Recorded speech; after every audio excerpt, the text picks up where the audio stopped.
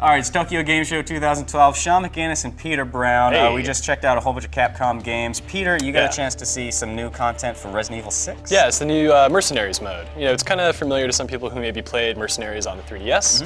Very action-heavy, kind of score attack kind of thing. You've got like a time limit, and you're in. I think they had 6 locations in the list, but only 4 were available here. And so essentially, you play either Chris, Leon, or Jake. And you are waiting to sort of be extracted from this environment, and you just have to survive for as long as possible. Okay. So there's a time limit, and you have to kill as many people as you can. You can extend your time by killing people in some different ways. You know, a typical, like, you know, shooting them with guns give you 5 seconds. I think if you kill them with a counterattack, maybe you get 10. There are also these little gems around the map that you can use to extend your time.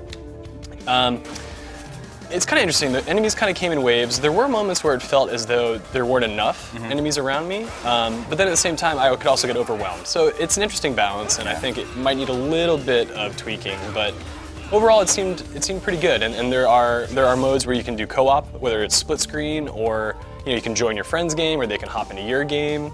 But yeah, it's definitely sort of like an arcadey, like action element. Yeah, it's sort of typical Mercenaries thing that they've been doing for a while. Yeah. Did it seem like the different characters were sort of like bringing the same tactics to the table, or did it seem like maybe different characters balance out in different ways? They have different weapon selections, obviously. Okay. Apart from that, their physical attacks are pretty comparable. You know, you can hit an enemy a few times, they'll fall on the ground. You can stomp on their head if you want. That was all pretty standard amongst all of the 3 characters. The weapon selection, like I said, was different. Some guy had, I think it was Jake, has like the elephant killer, right? It's equivalent like a magnum, just one shot kill a guy.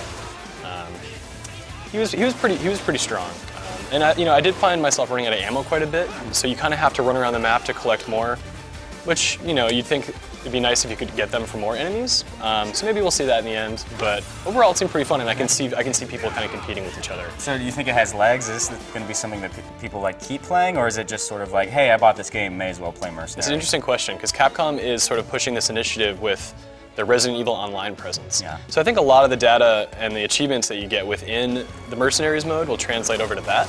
And so if you and your friends take that seriously and really want to participate in that, I could see it, taking the game beyond just the story mode. But yeah, I enjoyed my time with it. Cool. Thought it was good. All right, there you have it. That's your update on Resident Evil 6 here at Tokyo Game Show.